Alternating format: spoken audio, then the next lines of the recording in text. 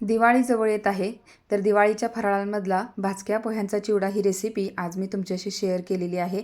अगदी घरीच मसाले बनवून हा चिवडा किती छान पद्धतीनं आपल्याला करता येतो, ते आज आपण इथं बघणार आहोत. गेली 15 ते 20 वर्ष मी याच पद्धतीनं हा चिवडा बनवते. मी दीपाली स्वागत करते तुमचं कुक विथ दीपा अँड लाईफस्टाईलमध्ये. चला तर मग हा चिवडा बनवायला घेऊयात. तर इथं मी भाजके पोहे घेतलेले आहेत अर्धा किलो. साधारण बघा हे मुरमुऱ्यांसारखे दिसतात, पण वरून खरबरीत असे दिसतात.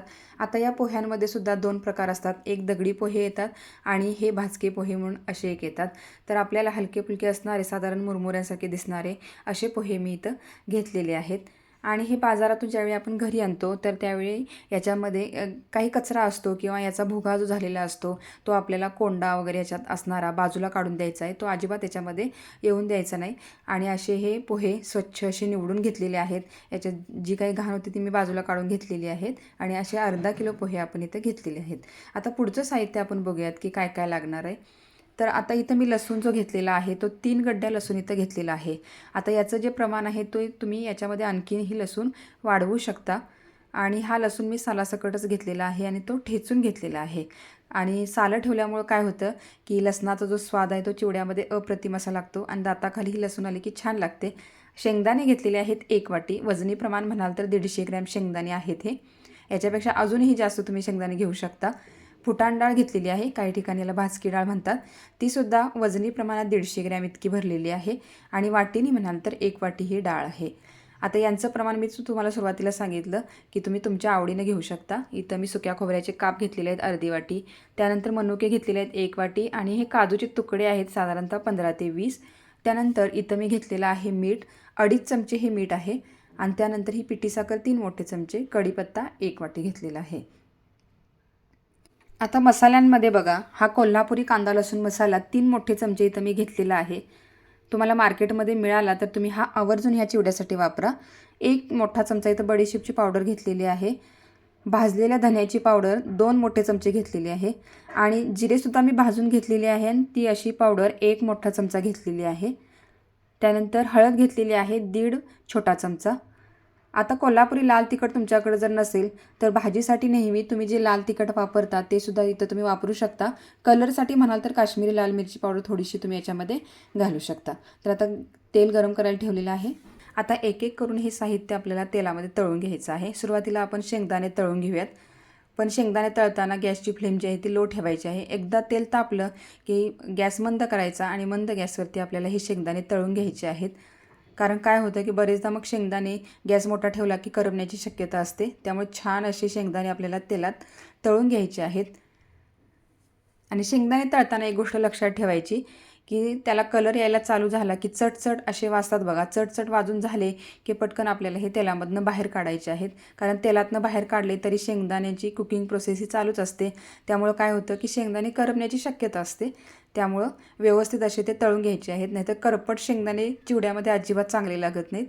तर असे तळल्यानंतर ते आपण पोह्यांच्यावरती काढून घेऊयात. म्हणजे ह्याच्यामध्ये जे काही एक्स्ट्राचं तेल वगैरे जे असतं ते पोह्यांच्यावरती पडतं.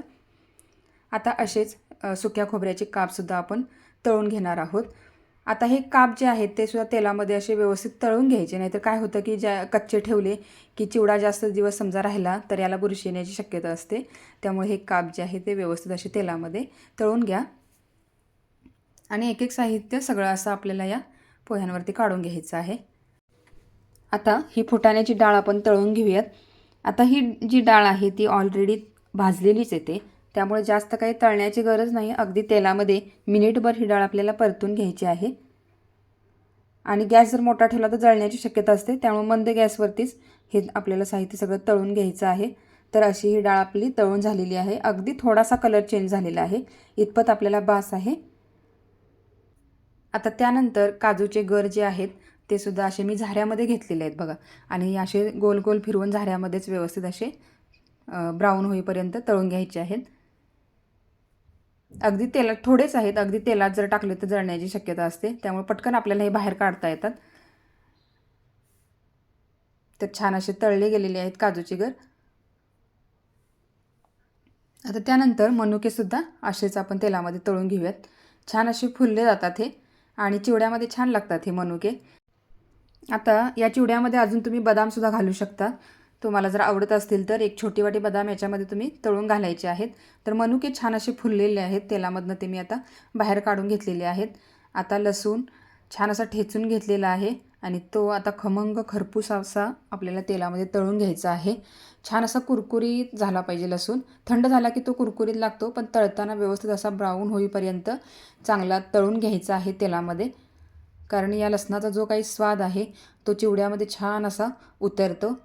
आणि सालासकट ठेवल्यामुळं काय होतं की त्याची चव जी आहे ती छान अशी लागते आणि स्वाद तसा टिकून राहतो चिवड्यामध्ये. मी नेहमी कोणताही चिवडा करताना किंवा भडंगला वगैरे मी असा सालासकटच लसूण घेते.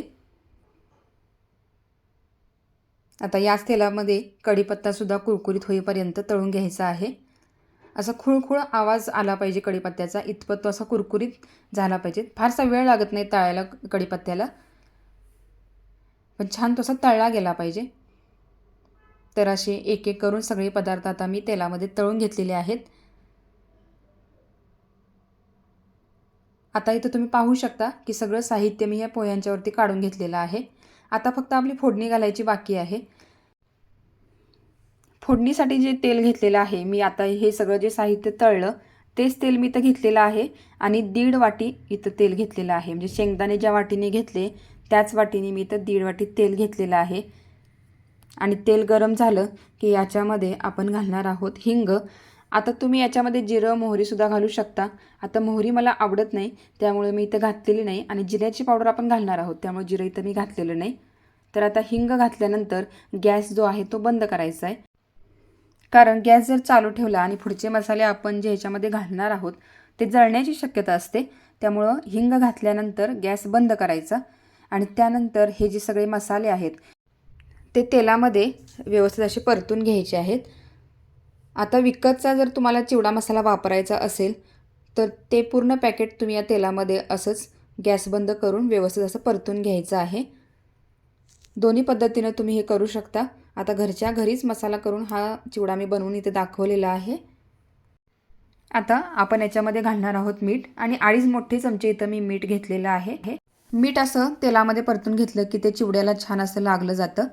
तुम्ही वरूनसुद्धा घालू शकता, आणि समजा चिवड्यामध्ये जर मीठ कमी झालं तर वरून तुम्ही मीठ घातलं तरीसुद्धा चालू शकतं, पण असं तेलात घातलं की ते छान असं चिवड्याला लागलं जातं. तर आता हे जे सगळं साहित्य मी पोह्यांच्यावरती काढून घेतलेलं आहे ते सगळं साहित्य व्यवस्थित असं मिक्स करून घ्यायचं. नाहीतर आपण जो मसाला आता याच्यावरती म्हणजे फोडणी जी केलेली आहे ती आपण अशीच जर ह्याच्यावरती ओतली तर जो मसाला आहे तो या कढीपत्त्याच्या पानामध्ये किंवा लसणाच्या पानामध्ये जास्त असा जाऊन बसण्याची शक्यता असते.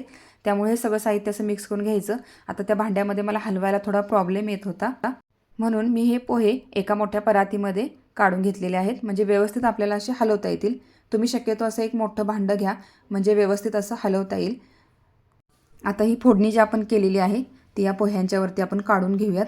आता तुम्हाला वाटेल की ही फोडणी आहे ती या पोह्यांसाठी इतकी बास होते का, पण इतकी फोडणी पुष्कळ होते.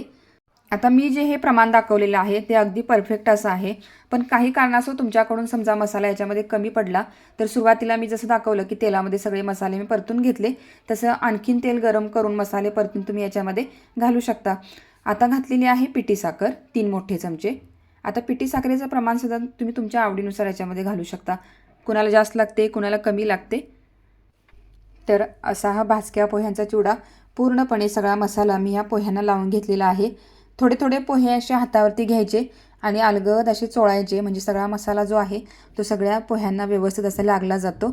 तर असा हा भाजक्या पोह्यांचा चिवडा तुम्ही जरूर एकदा करून पहा, आणि आवडल्यास कुक विथ दीपा अँड लाईफस्टाईलला लाईक, शेअर आणि सबस्क्राईब करायला मात्र विसरू नका.